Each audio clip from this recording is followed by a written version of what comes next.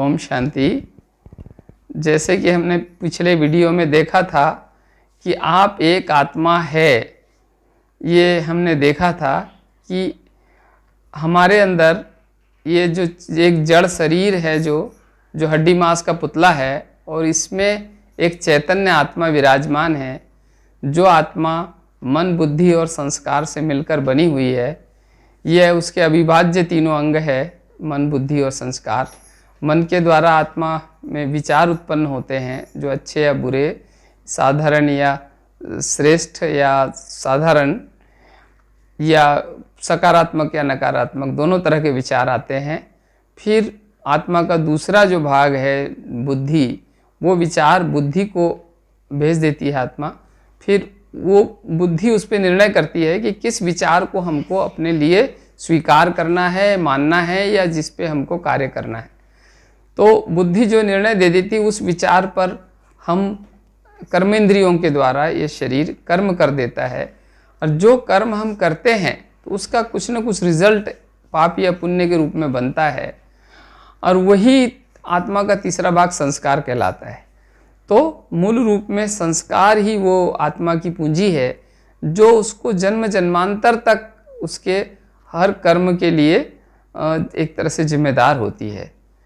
वास्तव में पुण्य और कुछ नहीं, आत्मा के साथ जाने वाले उसके श्रेष्ठ संस्कार ही है। जो उसने श्रेष्ठ, जो भी अच्छे कर्म किए हैं, जो बहुत सारे लोगों की शुभभावनाएं, शुभकामनाएं, दुआएं उसके साथ है, उसके जो दुआओं के संस्कार है, जो पुण्य के संस्कार है, जो बहुत सारे लोगों को सुख देने के संस्कार है, शांत स्वरूप रहने के संस्कार है, ये संस्कार ही वास्तव में आत्मा की वो पुण्य पूंजी है, जो आत्मा के साथ जन्म जन्मांतर जाती है। और आत्मा, जैसे कि आप जानते हैं, शरीर नाशवान है, तो ये शरीर तो यही नष्ट हो जाता है, पर आत्मा अमर है। जैसे गीता में भी कहा है, न दहती पावक न छिदंती शस्त्राणी न शोषित मारुत। जिसको आग जला नहीं सकती, जिसको कोई हवा सोख नहीं सकती, जिसको कोई अस्त्र शस्त्र काट नहीं सकता, जो आत्मा अजर अमर अविनाशी है, जो प्रकृति के पांचों तत्वों से भी किसी भी तरह से नष्ट नहीं हो सकती, ऐसी आत्मा हमारे इस शरीर में विराजमान है। पर अभी मूल हमसे एक भूल होती जा रही है कि हम अपनी अपनी तरीके से भक्ति, पूजा या ईश्वर की आराधना, हमारे पास जो भी ज्ञान उपलब्ध है उसके अनुसार कर रहे हैं। पर मूल रूप में, जैसे कि आप जब ईश्वर की या भगवान की या परमात्मा की पूजा करते हैं, तो पहले पहले अपने को तिलक लगाते हैं। वो वास्तव में किस बात का यादगार है? वो वास्तव में आत्मस्मृति स्वरूप का तिलक है कि मैं आत्मा हूँ, मैं अपनी आत्मिक स्थिति में स्थित होकर के ही ये कार्य कर रहा हूँ। तो इसीलिए आत्मिक स्मृति का तिलक स्वयं को लगाकर फिर परमात्मा या ईश्वर की पूजा करते हैं। तो ईश्वर को ये विश्वास दिलाते हैं, ईश्वर को ये साक्षी मानकर अपने आप से ये प्रतिज्ञा करते हैं कि हे ईश्वर, हे परमात्मा, मैं किसी झूठे अभिमानवश, या मैं इस झूठे देह के भान में रहकर, या मैं किसी भी विकार के वशीभूत होकर आपकी आराधना, पूजा या आपका आह्वान नहीं कर रहा हूँ, बल्कि मैं एक शुद्ध चित्त पवित्र आत्मा निश्चय करके ही आपकी पूजा, आराधना या आपकी भक्ति, आपका आह्वान कर रहा हूँ। तो उसका प्रतीक ही वह आत्मस्मृति का तिलक है, जो हम पूजा के पहले स्वयं को लगाते हैं। तो इस तरह से, और आत्मा का वो तिलक भी वहीं लगाया जाता है जहाँ हमारे शरीर में, हमारे अंदर वो चैतन्य शक्ति आत्मा विराजमान है। तो हमारे इस शरीर में भ्रकुटी के, दोनों भ्रकुटियों के बीचों बीच में आत्मा विराजमान है, जो आत्मा अजर अमर अविनाशी है, जो इस देह को चलाने वाली आत्मा है, जो इन सारे कर्मेंद्रियों को भी चलाने वाली आत्मा है। ये कर्मेंद्रिया उसी तरह है जैसे कोई एक गाड़ी के या मशीन के बहुत सारे पुर्जे होते हैं, और उनका चलाने वाला एक ऑपरेटर होता है। तो जब तक ऑपरेटर उनको चलाए नहीं तो ठीक ठाक नहीं चल सकते हैं। इसी तरह से ये शरीर रूपी गाड़ी या शरीर रूपी मशीन को भी आत्मा रूपी ड्राइवर या ऑपरेटर जब इसको अच्छी तरह चलाता है, तभी ये शरीर बहुत अच्छी तरह से अपने चरम उत्कर्ष को प्राप्त करता है, निरोगी होता है, सुखदायी होता है, और इस शरीर के माध्यम से आत्मा सुख, आनंद, प्रेम की अनुभूति करती है। तो इसीलिए इस शरीर को स्वस्थ रखना भी हमारा कर्तव्य है।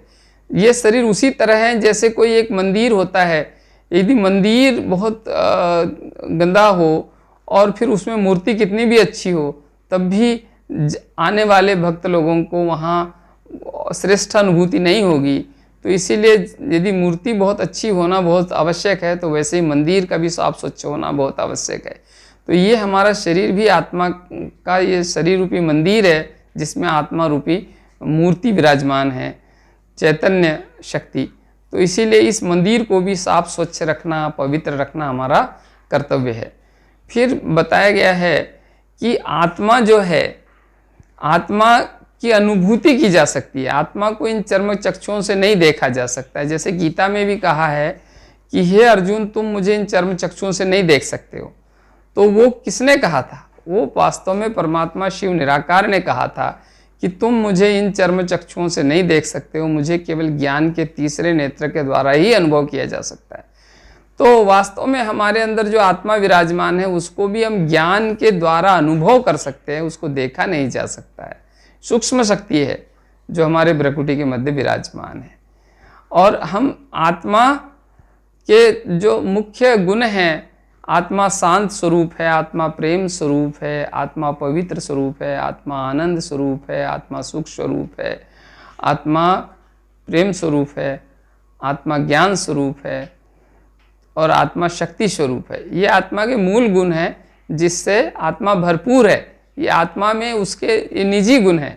पर अभी कलयुग में हमारे आत्मा के ऊपर ये विकारों का या बुराइयों का ऐसा आवरण चढ़ गया है, जिसके कारण आत्मा अशुद्ध हो गई है। आत्मा के अंदर एक तरह से उनके ऊपर ये विकारों की परत चढ़ गई है, और जिससे आत्मा की शुद्धता पवित्रता कम हो गई है, जिसके कारण अभी ये विकारी के वशीभूत होने से दुख और अशांति आती है। तो इसी दुख और अशांति, तनाव या बुराइयों से बचने के लिए फिर हम ईश्वर की आराधना, पूजा या भक्ति करते हैं। तो वास्तव में उससे बहुत ही सहज उपाय परमात्मा ने आकर बताया कि हम यदि आत्मा अनुभूति में रहे, तो आत्मा शांत स्वरूप है तो शांति हमारे पास स्वयं में होगा। आत्मा प्रेम स्वरूप है तो हम प्रेम स्वरूप बन जाएंगे। आत्मा स्वयं आनंद स्वरूप है, खुशी का उसका स्वरूप है, तो शांति, प्रेम, आनंद, खुशी सब कुछ हमारे आत्मा के मूल गुण हैं। तो यदि हम आत्मा इस अनुभूति में आ जाते हैं, तो ये मूल गुण जागृत हो जाते हैं और हमारे सारे जो बाह्य दुख, अशांति या विघ्न, बाधाएं सब दूर हो जाती है। तो इसलिए आत्मा अनुभूति बहुत आवश्यक है। और शास्त्रों में मिसाल है, राजा जनक को अष्टावक्र ने आत्मा अनुभूति कराई थी, तो तब से फिर वो विदेह राज कहलाए। विदेह मतलब देह से उपराम रहने वाली आत्मा। तो आत्मिक स्मृति में जो रहता हो सदा, उसको विदेह ही कहा जाता है। तो वास्तव में आत्मा की अनुभूति करना यही बड़ा पुरुषार्थ है। तो इसके लिए हमें निरंतर अभ्यास करने की बात है कि मैं एक चेतन शक्ति आत्मा हूँ, मैं ये शरीर नहीं हूँ, ये शरीर मेरा ये 5 तत्वों से बना है जो नाशवान है, और मैं एक चेतन शक्ति आत्मा हूँ। और इस अभ्यास में हमें ये भी ध्यान रखने की बात है कि जो भी आत्माएं मेरे संबंध संपर्क में है, वो भी सब आत्माएं हैं, वो सारी परमात्मा या ईश्वर की रचना है। चाहे किसी भी धर्म, जाति या समाज की आत्मा हो, पर सब में एक जैसी आत्मा है। चाहे हिंदू हो, मुसलमान हो, सिख हो, ईसाई हो, सब में एक जैसी आत्माएं हैं। और सारे आत्माओं का पिता एक परमात्मा ज्योति स्वरूप निराकार है। उन्हीं ने इन सारी आत्माओं की रचना की है। सारे सृष्टि का रचयिता एक परमात्मा है और आत्मा भी उसकी रचना है। आत्मा मूल रूप में परमधाम ब्रह्मलोक की रहने वाली है, और वो सतयुग, इस सृष्टि के चक्र के प्रारंभ में सतयुग में देवताओं के रूप में सृष्टि पर अवतरित होती है, और फिर जन्म प्रति जन्म लेते हुए 84 जन्म बिताते हुए कलयुग अंत को प्राप्त होती है। और फिर अंत में फिर इस सृष्टि के परिवर्तन या विनाश के बाद फिर एक नई सृष्टि की स्थापना होती है, और जिसमें सतयुगी दुनिया की, कलयुगी दुनिया का विनाश होता है, नई सतयुगी दुनिया की स्थापना होती है। तो ये पुरुषोत्तम संगम युग कहलाता है, जो कलयुग का अंत का समय और सतयुग के आदि के बीच का थोड़ा सा समय होता है, जिसमें मनुष्यों का लगभग 1 जन्म होता है। ऐसे संगम युग पर परमात्मा शिव निराकार ज्योति स्वरूप आते हैं और हम आत्माओं को पावन पवित्र बनाते हैं। तो उसकी पहली अभ्यास है कि मैं एक आत्मा हूँ, मैं शरीर नहीं हूँ, मैं ये नाम रूप जो भी मुझे मिला है वो यही मिला है, इसी दुनिया से मिला है, पर मूल रूप में मैं एक आत्मा हूँ और मुझे फिर से इस शरीर को भी त्याग करके फिर आत्मिक रूप में दूसरा शरीर धारण करना है। तो इसीलिए मुझे पुण्य के कर्म करने हैं, श्रेष्ठ कर्म करने हैं, पुण्य की पूंजी इकट्ठी करनी है जो आत्मा के साथ जाती है, श्रेष्ठ संस्कार बनाने हैं जो आत्मा के साथ जाते हैं, बहुत सारे लोगों की दुआएं लेनी है जो आत्मा के साथ जन्म जन्मांतर तक जाती है। धन वैभव सब कुछ भौतिक चीज़ें यहीं रह जाती है, पर वास्तव में श्रेष्ठ कर्म की पूंजी ही आत्मा के जन्म जन्मांतर को सुख शांति आनंद प्रेम से भर देती है। तो इसलिए अभी हमको हमारे कर्मों की श्रेष्ठता पर ध्यान देना है, आत्मिक अनुभूति में रहना है। और आत्मिक अनुभूति में रहने से काम क्रोध लोभ मोह अहंकार ये जो भी विकार है, बुराइयां है, ये हमारे से स्वयं दूर हो जाती है, क्योंकि आत्मा अनुभूति से सहज ही देह अभिमान खत्म हो जाता है और देह अभिमान खत्म होने से ये बुराइयां भी स्वतः खत्म हो जाती। तो इसलिए हमें आत्मा अनुभूति में रहना है। तो मूल रूप में एक हम चेतन शक्ति आत्मा है जो इस शरीर में भ्रकुटी के मध्य विराजमान है, वैसे परमधाम ब्रह्मलोक की रहने वाली है, पर सृष्टि के आदि में जन्म लेते लेते और अंत में अभी जन्म लेते लेते हम कलियुग अंत को प्राप्त हुए। अभी आने वाली दुनिया सतयुग की है, तो हमें फिर से पावन पवित्र शुद्ध संस्कारवान आत्मा बनना है, ताकि आने वाली श्रेष्ठ दुनिया में हम देवता बनकर जा सकें। यही हमारा वास्तव में सच्चा पुरुषार्थ है। परमात्मा ने दिए हुए श्रेष्ठ ज्ञान के आधार पर हम आत्मा है, शरीर नाशवान है, जड़ है, आत्मा चेतन है, और ये आत्मा ही अनेक शरीर छोड़ती और ग्रहण करती है। जो शरीर ग्रहण करती है तो उसको जन्म कहा जाता है, और जब शरीर छोड़ती है तो उसको मृत्यु कहा जाता है।